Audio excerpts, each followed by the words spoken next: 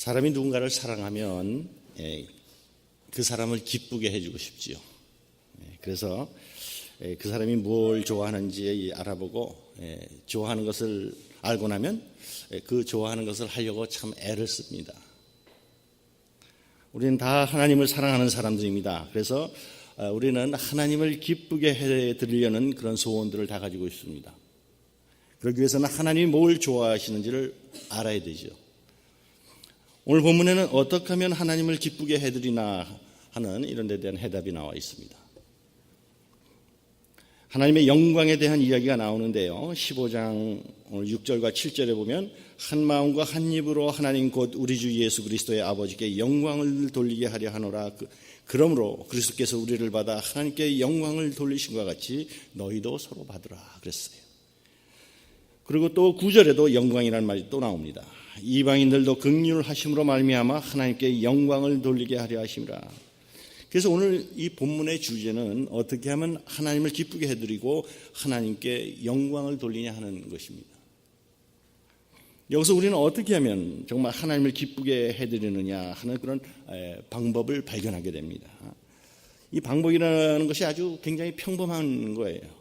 우리가 하나님을 기쁘게 해드리기 위해서는 뭐 별난 거를 하는 게 아니고 어떤 의미에서는 아주 굉장히 평범할 수 있는 이런 일을 하는 것이 하나님을 기쁘게 해드리는 줄 믿으시길 바랍니다. 하나님을 기쁘게 하려면 우리가 어떻게 하면 되는가? 첫 번째는 이웃을 배려하는 삶을 사는 것입니다. 아주 평범한 얘기예요. 오늘 15장 1절과 2절에 사도 바울이 이렇게 말합니다. 믿음이 강한 우리는 마땅히 믿음이 약한 자의 약점을 담당하고 자기를 기쁘게 하지 아니할 것이라. 우리 각 사람이 이웃을 기쁘게 하되 선을 이루고 덕을 세우도록 할지니라. 그러면서 이제 예수님의 예를 바로 들고 있습니다. 3절에 그리스도께서도 자기를 기쁘게 하지 아니하셨나니 기록된 바 주를 비방하는 자들의 비방이 내게 미쳤나이다 함과 같으니라.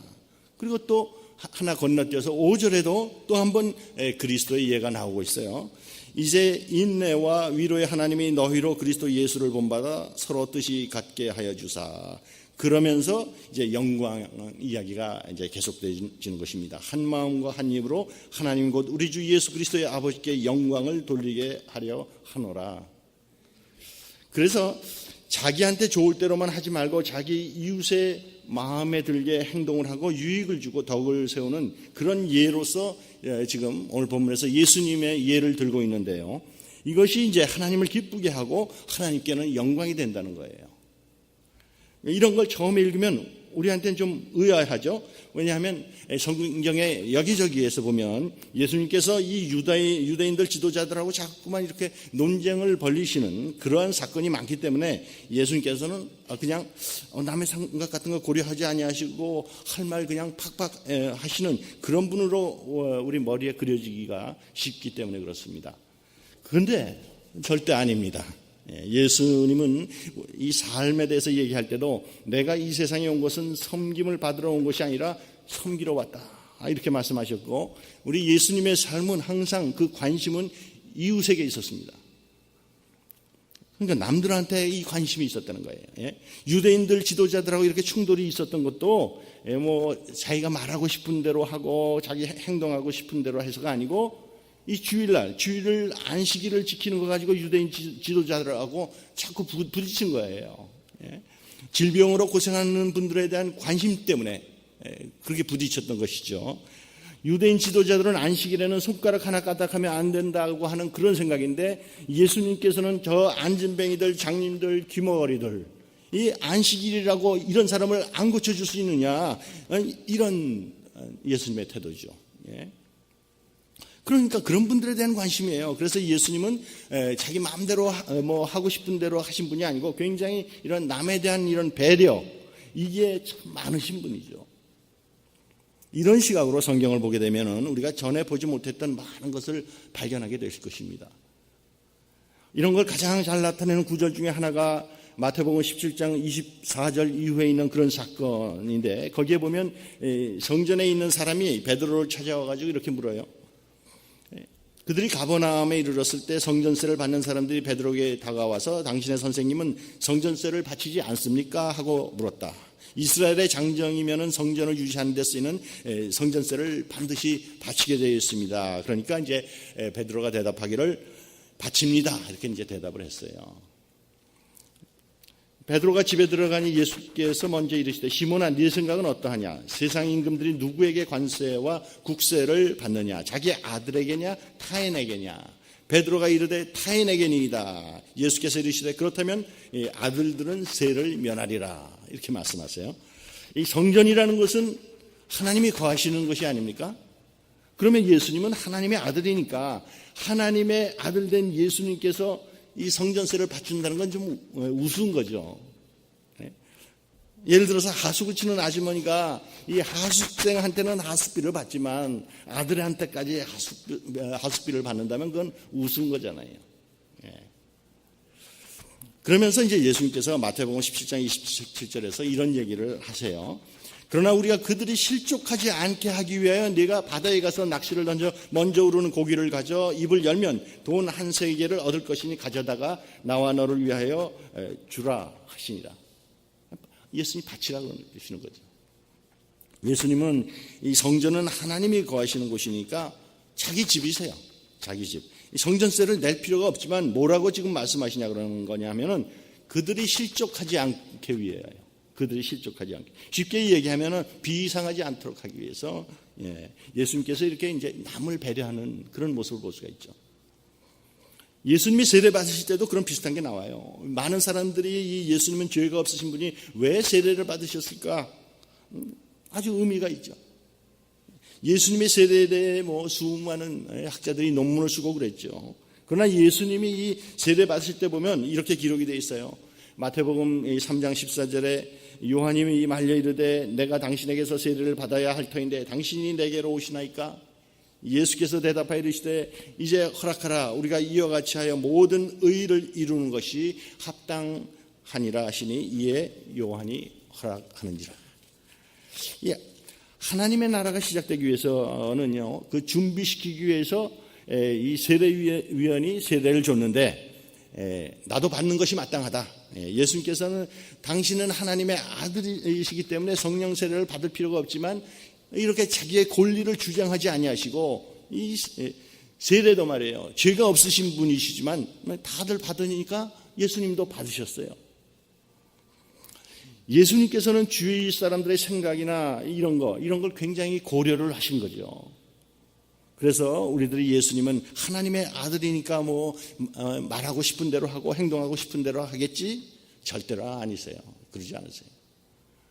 그러면 하나님의 아들께서도 이렇게 주위 사람들을 배려하고 주위 사람들이 어떻게 생각하는가를 이렇게 배려했다고 그러면 우리 같은 사람들도 주위 사람들에서 배려해주고 그런 건 당연한 거 아니겠습니까?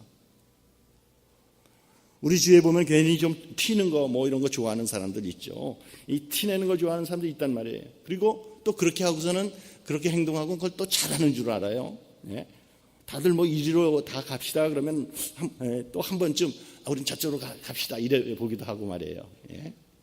또 다들 정장하고 오는 자리인데 자기는 일부러 청바지 차림에 캐주얼하게 그렇게 입고 좀 튀고 뭔가 좀 그렇게 튀려고 그러는 사람들이 있죠. 가끔. 근데 그런 태도가 썩 좋은 게 아니란 말이에요. 예수님께서 이렇게 남에 대한 배려가 있으셨다면 우리 같은 이런 조그만 인간이요. 남들은 다 이쪽으로 가는데 난 저쪽으로 가겠다고 우겨야 됩니까? 확신이 있는 것이 아니라면. 그래서 우리는 이 이웃 사람들을 배려해 줘야 됩니다. 사도 바울도 본문 2절에서 우리는 자기 좋을 대로만 해서는 안 됩니다. 그러면서 우리는 저마다 자기 이웃의 마음에 들게 행동하면서 유익을 주고 덕을 세워야 합니다. 이렇게 말하잖아요. 그래서 우리는 우리 주위에서 특별히 믿음이 약한 사람들, 예수를 믿어보려고 하는 사람에 대해서는 특별한 우리는 배려가 있어야 돼요. 그래서 내가 할 수 있는 권리가 있지만 이걸 포기하는 그런 예수님의 마음이 있어야죠. 이런 삶을 사는 사람을 하나님께서는 기뻐하시는 줄 믿으시길 바랍니다. 전에 제가 이 목장교회 셀처치 컨퍼런스에서 이 목장 목회를 하는 이 목사님 한 분이 간증하는 것을 이렇게 들었는데요. 자기 교회 어느 목자에 대한 그런 이야기를 가지고 간증을 하셨어요. 그 목자님은 자기 목장만큼은 정말 가난하고 불우한 분들을 위해서 헌신하겠다 이런 마음을 가지고 그런 분만 좀 자기 목장에 오게 해달라 그래서 그렇게 섬기겠다 그랬대요. 그래서 경제적으로 어렵고 가정적으로 좀 문제가 있는 분들을 이제 맡아서 하는데, 근데 이런 분들이 이제 그 집에 오고 나면은 한 번 온다면 그 다음엔 안 온대. 그 이유가 뭐냐면 이분이 아주 돈을 많이 벌어가지고요, 집이 아주 대골 같대, 대골. 그래서 불우한 분, 뭐 좀 형편이 안 좋은 분들이 여기 한번 와가지고는 질려서 안 온다는 거예요, 질려서. 이분이 부정하게 돈을 번 것도 아니고, 이분이 11조도 비롯해가지고 헌금 생활도 아주 잘 하시는 분이고, 근데 이분은 자기가 마땅히 번 돈으로 마땅하게 그렇게 살 권리가 있지요. 근데 제가 그 간증을 들으면서 가만히 생각하니까 이분이 정말 자신이 원하는 사역을 잘하기를 원했으면 집을 줄였었으면 더 좋았겠다. 그런 생각이 들더라고요. 아예 그런 사역을 할 생각이 아니라면 또 모르지만 하나님이 기뻐하시는 삶이 이런 거죠.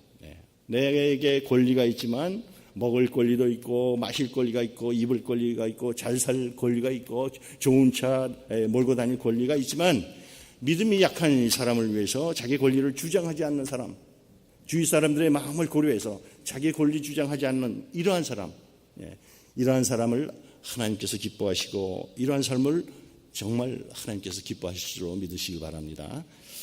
여러분과 저는 당연히 권리가 있지만 이웃을 위해서 권리 주장을 포기를 해서 하나님을 기쁘게 해드릴 수 있기를 축원합니다. 두 번째는 이제 하나님을 기쁘게 하려면은 양보하는 삶을 사는 것입니다. 오늘 본문에 보면은 양보하는 삶을 살아야 된다는 이런 직접적으로 얘기해 주는 그런 구절은 없습니다. 그런데 오늘 본문의 15장 4절에 보면요, 무엇이든지 전에 기록된 바는 우리의 교훈을 위하여 기록된 것이니 우리로 하여금 인내로 또는 성경의 위로로 소망을 가지게 함이니라 그랬습니다. 남대없이 여기서 이제 성경 얘기를 하고 나와요. 이 얘기를 하기 전에 그 앞에서는 예수님 얘기를 했고요, 이 성경 얘기를 한 그 뒤에 또 예수님을 얘기를 하는데 지금은 여기에 성경 얘기를 넣은 거예요. 그래서 성경에서 전에 기록된 것 가운데 우리한테 이 교훈을 주고 성경이 주는 위로와 인내로서 우리한테 소망을 갖게 해주는 그런 사건들이 무엇일까, 이렇게 생각을 해보니까 특별히 이렇게 예수님의 성품하고 비슷한 그런 사건이 생각이 나더라고요. 그게 뭐냐 하면 양보하는 사건. 양보하는 사건. 아브라함을 우리가 예를 들을 수 있어요. 다 아브라함 잘 아시잖아요. 원래 이 지금의 이락 지방에 살다가 흘러서 지금의 팔레스타인이 가나안에 정착한 다음에 정말 잘 안정이 됐는데, 그때 가나안 지역에 정착할 때 자기의 롯이라는 조카를 데리고 떠났죠. 가나안에 정착한 다음에 이제는 둘 다 이제 안정되고 점점 부유해지고 번성하기 시작을 했죠. 그래서 아브라함의 식솔도 많아졌고 롯의 식솔들도 참 많아졌어요. 그러니까 자꾸만 이제 잦은 충돌이 생겨요. 그러니까 아브라함이 롯을 불러다 놓고 우리가 자꾸만 이렇게 하인들끼리 이렇게 싸우다 보면 이 지방 사람들한테 정말 꼴 보이기도 그래 좋지가 않다. 그러니까 우리가 차라리 서로 헤어지는 게 좋다. 이렇게 말하면서 창세기 13장 9절에 보면 이렇게 말하죠. 내 앞에 온 땅이 있지 아니하냐, 나를 떠나가라. 네가 좌하면 나는 우하고 네가 우하면 나는 좌하리라. 사실 아브라함은 이 족보로쳐도 그렇고 이 롯에게는 이 삼촌뻘이 되고요, 롯이 이만큼 이렇게 성장하게 된 게 다 이 삼촌 덕분이잖아요. 내가 아브라함 같았으면 이랬을 것 같아요. 야, 네가 이만큼 된 게 다 누구 때문에 된 거냐? 이젠 하인들 좀 잘 좀 다뤄라. 이러든지 아니면 우리 헤어지자. 나는 이쪽으로 갈 테니까 너는 저쪽으로 가서 얼씬도 하지 마라. 저 같으면 그랬을 것 같은데, 그래서 제가 아브라함이 아닌 것 같아요. 그런데 이 아브라함은 조카한테 먼저 선택권을 주잖아요. 네가 저쪽 하면 내가 이쪽 하고 네가 이쪽 하면 내가 저쪽 하겠다. 이러한 양보하는 삶을 살았기 때문에 이 아브라함이요, 보면 여러 가지가 있지만 이러한 마음가짐, 이러한 것이 있었기 때문에 아브라함이 바로 믿음의 조상이 됐고 또 하나님의 친구다 하는 이런 소리를 들었다고 생각이 됩니다. 하나님께서 기뻐하는 삶이 어떤 삶인가? 이렇게 양보하는 삶. 내가 권리가 있는데도 불구하고 상대방한테 먼저 선택권을 주는 사람. 그래서 여러분들도 하나님을 기쁘게 해드리려면 항상 선택권을 이웃에게 주는 그런 습관을 가지시길 바랍니다. 아내하고 극장 갈 때도 당신 뭐 보고 싶어요? 먼저 이렇게 묻고, 또 식당에 갈 때도 당신 어느 식당에 가고 싶어? 또 교회사에 갈 때도 딴 사람이 하는 거 딴 사람이 먼저 선택한 다음에 그 다음에 또 이렇게 굳은 일, 남이 잘 안 하려고 그러는 힘든 일 내가 골라서 이런 삶을 사는 사람을 하나님께서 기뻐하시고 이러한 삶을 또 기뻐하실 줄로 믿습니다. 그래서 하나님이 기뻐하시는 삶을 살기 원하면 항상 여러분들 지금부터라도 이웃에게 이런 선택권을 먼저 주시기를 바랍니다. 당신이 먼저 하면 그 다음에 내가 하겠다. 근데 선택권을 주려면 확실하게 줘야 돼요. 확실하게.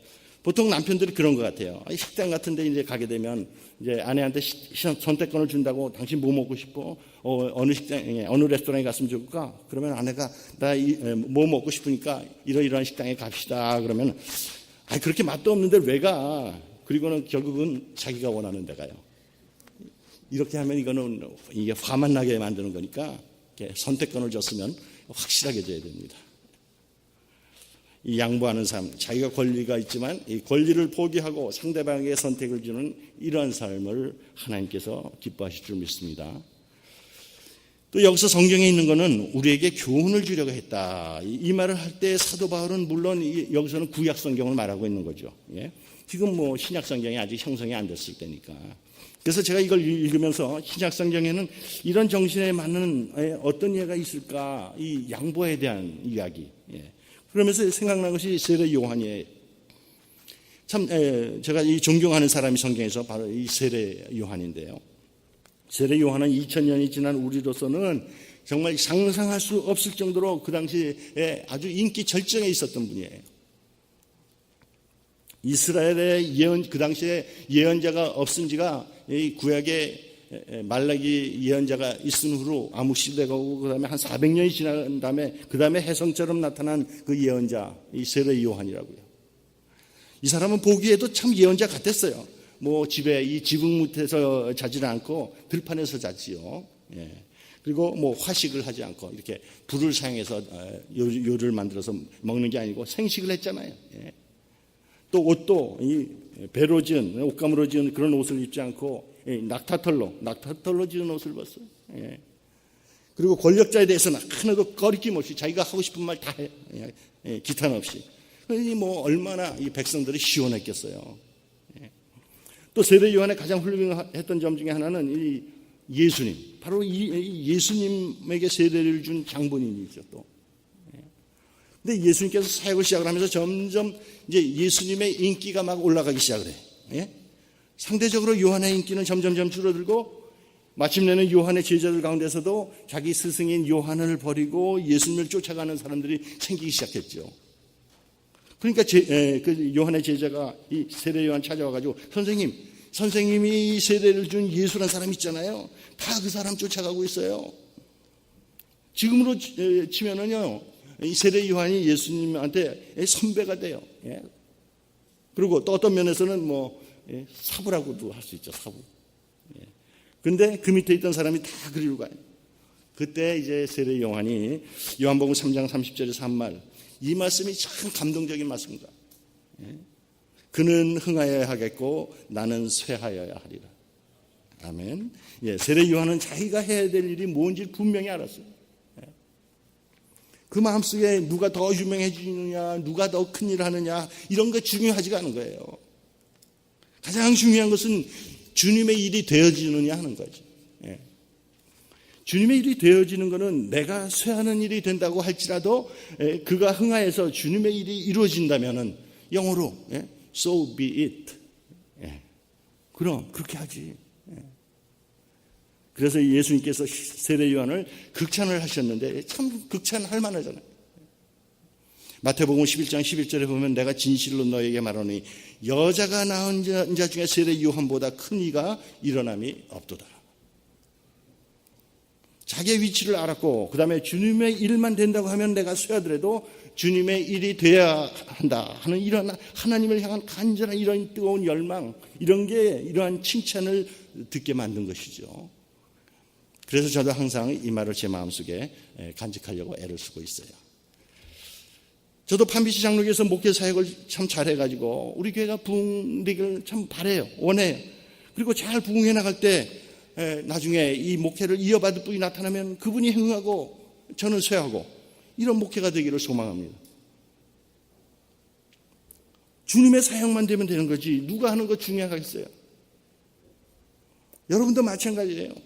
우리 교회가 가장 중요한 이 사역의 중점을 영혼을 구원하는 이 일에 두질 않고 그 주변적인 거, 이 교회 안에서 뭐 이러쿵 저러쿵 이 비본질적인 것에 자꾸 관심을 가지고 그러면 주님께서는 교회의 촛대를 옮기십니다. 그래서 이 지역 커뮤니티에서도 다른 교회가 흥하고 우리 교회는 쇠하게 될 수도 있어요. 만약 그렇게 된다 그래도 여러분은 흥하는 교회를 축복해 주시고 질투하지 않는 그런 성도님들 되시길 바랍니다. 이러한 자세, 이런 삶을 하나님께서 기뻐하세요. 영광도 사역도 오직 주님의 일만 잘 되면 되는 것입니다. 다들 이런 양보하는 삶을 사셔서 하나님을 기쁘게 하는 여러분과 제가 되기를 축원합니다. 세 번째로 하나님을 기쁘게 해드리는 이 삶은 남을 수용하는 삶을 사는 것입니다. 이 평범한 얘기죠. 이 로마서의 배경을 보면 이 로마에는 여러 가지 금기사항이 많은 이 로마 교회의 유대인 크리스찬들이 있었고요. 이런 유대인 크리스찬들은 상대적으로 소수였어요. 대부분의 크리스찬들은 이런 거하고 무관한 이방인 크리스찬들이에요. 복음의 자유를 아는 사람들이죠. 이 사람들이 다수였어요. 그래서 이제 14장부터 우리 14장 다 읽어왔지만 14장 이하 말씀에는요, 이 다수인 이방인 크리스찬들을 향해서 유대인 크리스찬들을 배려하라 하는 그런 내용의 실천적인 이야기가 쭉 지금 기록이 되어 있습니다. 그런데 오늘 말씀 중에 15장 7절에서 13절까지 말씀은 처음으로 지금 소수인 유대인 크리스찬들한테 대해서 주시는 그런 말씀이에요. 이들한테 주신 말씀이 뭐냐면 수용하라는 거예요. 수용하라는 거. 그래서 7절에서 이렇게 말합니다. 그러므로 그리스도께서 우리를 받아 하나님께 영광을 돌리신 것 같이 너희도 서로 받으라. 이렇게 말하면서 마지막 그 13절에 가면요, 그 영광으로 또 말씀을 끝을 맺고 있어요. 소망의 하나님이 모든 기쁨과 평강을 믿음 안에서 너희에게 충만하게 하사 성령의 능력으로 소망이 넘치게 하시기를 원하노라. 유대인들은 이방인들을 굉장히 멸시했어요. 뭐 심지어는 개라구까지 불렀잖아요. 그러다가 이 사람들이 이 크리스천들이 됐다고 그래가지고 그래가지고 이 이방인들에 대한 감정이 뭐 또 하루 아침에 그렇게 변하기는 또 어렵겠죠. 유대인 크리스천들이. 더군다나 자기들이 지키는 이런 경건한 뭐 예의 또 의식 이런 걸 이렇게 무시해버리는 이런 사람들이 불경건하게 보였을지 몰라요.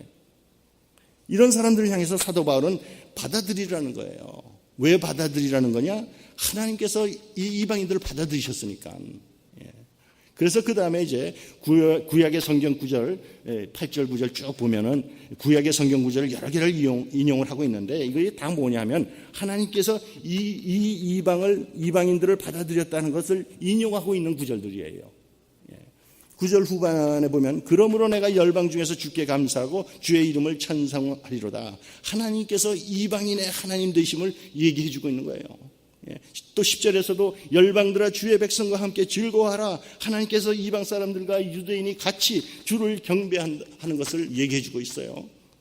11절에는 모든 열방들아 주를 찬양하며 12절에는 이새의 뿌리 곧 열방을 다스리기 위하여 일어나시는 이가 있으리니 열방이 그에게 소망을 두리라.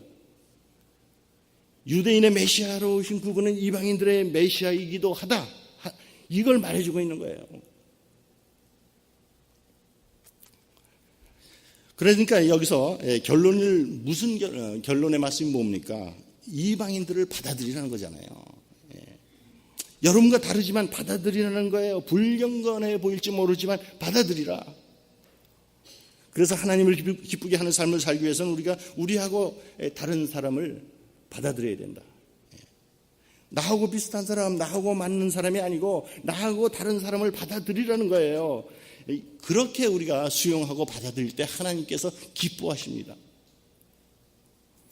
저는 우리 교회에 대해서 여러 가지 자랑스러워하고 기뻐하게 생각하는 것들이 있는데, 이렇게 서로가 참 많이 다른 사람들이 많이 모여 있다는 게 너무나 기뻐요. 어느 교회는 연세 드신 분들만 모여 있다고 하는 교회도 있고, 젊은 사람들만 모여 있다는 이런 소리를 듣는 교회도 있고, 그런데 우리 교회는 연세 드신 분, 젊으신 분 골고루 균형이 잘 갖춰져 있어요. 참 좋아요. 또 미국에 오래 사신 그런 올드 타이머들이 모이는 교회다. 저 교회는 또 이민 이제 가리면은 이민 초보자들이 모이는 교회다. 이런 말 듣는 교회들도 있는데, 우리 교회는 비교적 서로 좀 잘 섞여 있는 교회에서 참 좋은 것 같아요. 또 어떤 교회는 교육을 많이 받은 분들이 모이는 교회, 별로 교육을 많이 받지 않은 분들이 모여 있는 교회, 뭐 이런 교회도 아니고 양쪽이 또 잘 섞여 있는 것 같고, 그래서 좋아요. 또 부자들이 많이 모이는 교회, 소득이 낮은 사람들이 많은 교회, 뭐 그러기도 하죠. 그러나 우리 교회는 또 안정된 분도 계시고, 지금 어렵고 힘드신 분들도 계시고, 서로 다른 교회들 어쨌든 하나를 이루어가면서 지금 살아갈 수 있다고 하는 게 이게 얼마나 감사한 일인지 몰라요. 그래서 하나님이 우리 교회를 기뻐하시고 계속해서 우리 파미시 교회에 복을 많이 내려주실 것이라고 이렇게 믿으시기를 바랍니다. 우리는 하나님을 기쁘시게 하기 위해서는 나하고 다른 사람들, 이런 사람들을 수용할 수 있어야 돼요. 받아들여야 돼요. 내가 누구를 진정으로 받아들였으면은 그 받아들였다는 그 증거가 뭐냐 하면요, 언제 내가 그분을 완전히 받아들였다고 하는 것을 알 수가 있느냐, 서로의 차이를 서로가 느끼지 못하는 때예요. 그럼 정말 그때는 받아들인 거예요. 여러분, 점점 우리 교회가 이런 거를 의식하지도 못하게 되는 그런 정말 건강한 교회로 나가기를 소원합니다. 이렇게 보면 교회에서 헌신을 많이 하시는 분도 있고, 아직 헌신을 많이 못 하시는 분들도 계시는데, 이런 걸 두고 또 뭐 거기에 우월감이 생긴다거나 이런 것도 없고, 또 헌신을 잘 못한다 그래가지고 또 움츠러든다거나 그런 것도 없고, 믿음의 분수만큼 헌신하시는 분은 헌신하시고, 또 안 하면 안 하시고, 그런 가운데서도 뭐 별로 차이를 느끼지 않는다는 거, 이런 게 큰 축복이고 자랑거리인 줄 믿으시기 바랍니다. 제가 전에 목장 사역을 잘하는 어떤 교회 세미나에서 아주 감명 깊은 그런 간증을 들은 적이 있는데, 목자로 최근에 임명을 받은 분이었습니다. 간증하시는 분이. 이분은 목자 직분을 하나님께서 주신 아주 소중한 그런 직분으로 알고 있어요. 그렇게 받았어요. 근데 그때쯤에서 이분이 공부를 마치고 박사학위를 마치고 이제 한국에 자기 모교의 교수직에 어플라이 하고 있었는데, 확실하게 임용을 하겠다 하는 통보를 받았어요. 근데 가만히 자기가 생각해 보니까 자신과 지금 하나님과의 관계가 하나도 변한 게 없는데, 그리고 하나님께서 귀한 지금 목자 직분까지 주셨는데, 이제 잡 오퍼가 들어왔다고 해가지고 정말 하나님이 주신 이 목자의 이 직분을 그만을 두고 떠나는 것이 옳은 일일까? 이제 스트로크를 했습니다. 깊이 생각하던 끝에 이분이 자기 평생의 소원이던 이 모교 교수직을 포기를 했다 하는 그런 간증을 하시더라고요. 이런 것이 바로 헌신된 자의 신실한 자세라고 생각을 해요. 우리 사랑하는 여러분들, 과연 우리 믿음의 인생에 있어서 우선순위를 어디에 둬야 될까 깊이 생각하는 여러분 되시기를 축원합니다. 여러분, 우리 하나님을 기쁘게 해드리기 원하면 우리가 다른 사람들을 수용을 해야 돼요. 나 같은 사람, 나와 수준이 비슷하고 나와 환경이 비슷하고 배경이 비슷한 그런 사람들이 아니고, 나하고 다른 사람, 교육 정도가 다르고 나이가 다르고 직업이 다르고 사회 배경이 다르고 자라는 환경이 다르고, 그런 사람들하고 사귀면서 그러면서도 다르다는 것을 의식하지 않을 때, 그것이 바로 이 서로들을 수용하는 것이고, 이런 삶을 사는 사람을 하나님께서 기뻐하실 줄 믿으시길 바랍니다. 여러분들, 하나님이 이렇게 기쁘게 해드려서 이제 하나님의 소원이 무엇인지 아셨으니까 하나님을 기쁘게 해드려서 하나님께서 여러분들로 인해서 영광 받게 되시기를 주님의 이름으로 축원합니다. 아멘. 기도하겠습니다. 하나님 아버지, 하나님을 기쁘게 해드리는 삶에 대해서 구체적인 말씀 주시니 너무 감사합니다. 그러기 위해서는 이웃을 배려해 주는 삶을 살라 하셨습니다. 저희들이 이웃을 위해서 필요하다면 내 권리 주장도 포기하는 삶을 살 수 있게 도와주옵소서. 아버지 하나님, 저희들로 양보하는 삶 살아가라 하셨습니다. 오직 주님의 일만 잘 되기를 바라면서 양보하는 인생을 살아갈 수 있도록 인도하여 주옵소서. 아버지 하나님, 남을 수용하는 삶을 살아가라 하셨습니다. 나하고 다른 사람을 수용하면서도 서로가 차이를 느끼지 않으면서 살아감으로 하나님께 영광 돌리는 인생 될 수 있도록 축복하여 주옵소서. 예수님 이름으로 기도합니다. 아멘. 다 함께 일어나셔서 우리 하나님께 믿음의 찬송